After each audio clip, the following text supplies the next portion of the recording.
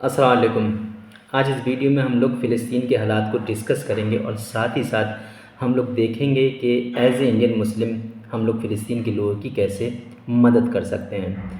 तो जैसा कि हम सब लोग जानते हैं कि फ़िलिस्तीन में कॉमन लोगों को, आम लोगों को, चाहे वो बच्चा हो, बूढ़ा हो, औरत हो, जवान हो, कोई भी हो, कुछ भी नहीं देखा जा रहा है। उन पर बम बरसाए जा रहे हैं, उनको बेरहमी से मारा जा रहा है। इवन जो वीडियोस और इमेजेस आ रहे हैं वो इतने ख़तरनाक हैं, इतने दर्द भरे हैं कि हम उनको देख भी नहीं सकते। लेकिन सलाम हो फ़िलिस्तीन के लोगों पर, वो इस मंज़र को सह रहे हैं और अल्लाह का शुक्र अदा कर रहे हैं और सब्र कर रहे हैं। वाकई सलाम बनता है उनके लिए। अब बात आती है कि हम फ़िलिस्तीन के लोगों के लिए हम क्या कर सकते हैं। तो देखिए, हम लोग डायरेक्टली तो उनके लिए कुछ भी नहीं कर सकते। हम बातें कर सकते हैं दिन रात, लेकिन डायरेक्टली उनकी मदद करने का हमारे पास कोई ऐसा तरीका नहीं है। लेकिन हाँ, इनडायरेक्टली हम उन लोगों की हेल्प ज़रूर कर सकते हैं। इनडायरेक्टली में वो कौन सा तरीका है? वो है सबसे जो बेस्ट तरीका है, सबसे जो अच्छा तरीका है, वो है दुआ। हम उनके लिए दुआ कर सकते हैं। ओके, तो देखिए, एक तो एक कॉमन दुआ है कि फ़िलिस्तीन के लोगों को निजात दे, अल्लाह उनकी हिफाजत करे, ये कॉमन दुआ है। लेकिन आज मैं इस वीडियो में आपको दुआ करने का एक एडवांस तरीका बताऊंगा। आप उस तरीके से दुआ करें। वो एडवांस तरीका क्या है? जैसे सपोज़ फ़िलिस्तीन में जो मुसलमान हैं, जो ज़ख्मी हालत में हैं, उनके लिए तो मैं कुछ नहीं कर सकता। लेकिन हम क्या कर सकते हैं, अपने आस-पास में कोई ऐसा रोगी देखें, ऐसा कोई मरीज़ देखें जो जो परेशान हो, तो उसकी तो कम से कम हेल्प कर सकते हैं ना। तो जाएं, उसको ढूंढें, उसकी हेल्प करें, पैसे से हेल्प करें, मेहनत से हेल्प करें, अपना समय लगाकर हेल्प करें। और उसकी हेल्प करने के बाद अल्लाह से अपनी दुआ करें कि ऐ मेरे अल्लाह, जो मैंने आज इस मरीज़ आदमी की मदद की है, इसको मैंने इसकी हेल्प की है, इसके वसीले से मैं तुझसे दुआ मांगता हूँ, ऐ मेरे अल्लाह, फ़िलिस्तीन के लोगों की हिफाजत कर। ओके, तो आपको इस तरीके से आपको दुआ मांगनी है। अच्छा, आप लोग सोच रहे होंगे यार ये दुआ करने का कौन सा तरीका है? तो मैं आपको बताऊं, ये दुआ करने का एक बेस्ट तरीका है। अल्लाह ताला को इस स्टेप से अगर वसीले के थ्रू हम लोग अल्लाह ताला को पुकारते हैं तो अल्लाह ताला इन दुआओं को पसंद करता है। ओके, ये मैं कोई अपनी तरफ से नहीं कह रहा, इस पर तो बहुत सारी हदीसें भी हैं। जैसे एक बहुत फेमस हदीस है कि 3 लोग एक गार में फंस जाते हैं। जब वो फंस जाते हैं तो वो अल्लाह को अपने नेक कामों के, जो उन्होंने अपनी ज़िंदगी में पहले नेक काम किए थे, उसके वसीले से उसको पुकारते हैं कि ऐ मेरे अल्लाह, मैंने अपनी ज़िंदगी में ये नेक काम किया था, इसके वसीले से तू मुझे इस गुफ़ा से निजात दे।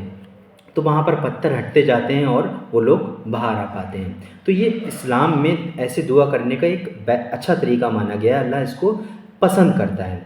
और क्या कर सकते हैं आप वहाँ पर लोग भूखे प्यासे हैं तो आप क्या कर सकते हैं? अपने यहाँ पर देख सकते हैं, जैसे आपके आसपास जो ऐसे एरिया होते हैं, खेत वेत होते हैं, तो उनमें पानी नहीं होता, तो आप वहाँ पर जाके अपने पैसे से नल लगवा सकते हैं, कंट्रीब्यूट कर सकते हैं ग्रुप में, वहाँ पर नल लगवा सकते हैं और लोगों के लिए वहाँ पर पानी जो है हो जाए, इसका इंतज़ाम कर सकते हैं। उसके बाद आप अल्लाह से दुआ कर सकते हैं, मेरे अल्लाह, मैंने आज ये जो नेक काम किया है, इसके वसीले से मैं तेरी तरफ मुखातिब होता हूँ, मेरे अल्लाह, फ़िलिस्तीन के लोगों की मदद कर, उनकी हिफाजत कर। या फिर आप क्या कर सकते हैं, आप बहुत सारे काम अपने आसपास, आपके पास कोई स्कूल्स हों, कोई हॉस्पिटल हों या कोई ऑफ़िस हों, चाहे वो प्राइवेट हों या सरकारी हों, उनमें कोई फैसिलिटी मुहैया कराना है तो आप वहाँ पर करा सकते हैं। उसके बाद अपने अल्लाह से दुआ कर सकते हैं, मेरे अल्लाह, इस काम को तो कबूल कर, और कबूल करने के बाद मेरे इस काम को वसीला बना कि मेरे फ़लस्तीनी भाइयों के लिए हिफाजत कर, उनको इस चीज़ से निजात दे। ओके, या फिर आप ये सब नहीं भी कर रहे हैं, आपने कोई नेक काम किया है पहले या कर रहे हैं, उनका भी वसीला दे सकते हैं कि मेरे अल्लाह, मैंने जो ये नेक काम किए थे या मैं ये नेक काम कर रहा हूँ, इसको कबूल कर, और इस नेक काम के वसीले से मैं तेरी तरफ मुखातिब होता हूँ, मेरे अल्लाह, फ़लस्तीन के भाइयों को की हिफाजत करो, उनको इस चीज़ से निजात दे। ओके, तो देखिए क्या होता है कि अक्सर हम दुआओं को अंडर एस्टिमेट करते हैं। देखिए, अंडर एस्टिमेट दुआओं को ना करें। जहाँ पर कोशिशें ख़त्म हो जाती हैं, वहाँ पर दुआएं वर्क करना शुरू करती हैं। آپ کی دعا میں اتنی پاور ہوتی ہے، جیسے ہی عرض پہ دعا جاتی ہے وہ اپنا کام شروع کر دیتی ہے اور ہمارا کام بننے لگتے ہیں۔ دعا کو کبھی انڈر اسٹیمیٹ مت کرنا، لیکن ہماری دعا میں اتنی پاور ہونا چاہیے کہ وہ عرض پر جا سکے۔ تو میں نے آج آپ کو جو میتھڈس بتائے ہیں دعا کرنے کے، یہ میتھڈس آپ کی دعا میں پاور بھریں گے، اور انشاءاللہ مجھے پوری امید ہے کہ ہم سب کی دعائیں پوری ہوں گی۔ دنیا کے سارے مسلمان فلسطین کے مسلمانوں کے لیے دعا کر رہے ہیں۔ فلسطین کے مسلمانوں کو اللہ آسانی دے، فلسطین کے مسلمانوں کو کہ اللہ مشکل کو دور کرے، اللہ ان کی حفاظت کرے۔ اللہ تعالیٰ سے دعا ہے کہ اللہ فلسطین کے مسلمانوں کی مشکل کو دور کرے۔ لیکن یہ سب جو چل رہا ہے نا، جب بھی میں ان کی کوئی ویڈیوز دیکھتا ہوں، کوئی فوٹو دیکھتا ہوں، یا پھر ان کی نیوز سنتا یا پڑھتا ہوں، تو ایک بات مجھے سمجھ میں آ گئی۔ وہ کیا ہے کہ وہ لوگ کمال کے بہادر ہیں، اور ان کا جو ایمان کا لیول ہے نا وہ بہت اپ ہے۔ جب بھی میں سوچتا ہوں کہ یار ایک میرا ایمان کا لیول ہے اور ان کا ایمان کا لیول، اس میں زمین اور آسمان کا فرق ہے۔ میرا لیول تو ان کے ایمان کے لیول کے آگے کچھ بھی نہیں، مجھے لگتا ہے میرے ایمان کا لیول ہی کچھ نہیں ہے اگر میں ان کے ایمان کا لیول دیکھوں۔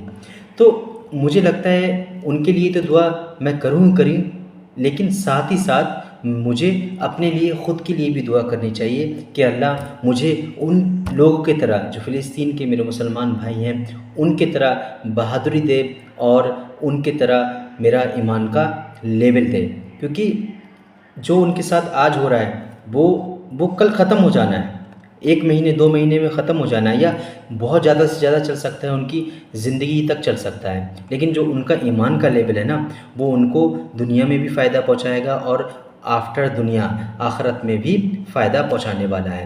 تو مجھے لگتا ہے کہ ہمیں ان کے ساتھ ساتھ اپنے لیے بھی دعا کرنی چاہیے کہ اللہ ہمارے ایمان کا لیول فلسطین کے جیسے مسلمانوں کا ہو، اللہ ہمارے اندر جو بہادری ہے وہ فلسطین کے مسلمانوں کی طرح ہو۔ تو ان کے لیے بھی دعا کریں، اور اپنے لیے اور اپنے آس پاس کے مسلمانوں کے لیے، اپنے دیش کے مسلمانوں کے لیے بھی دعا کریں۔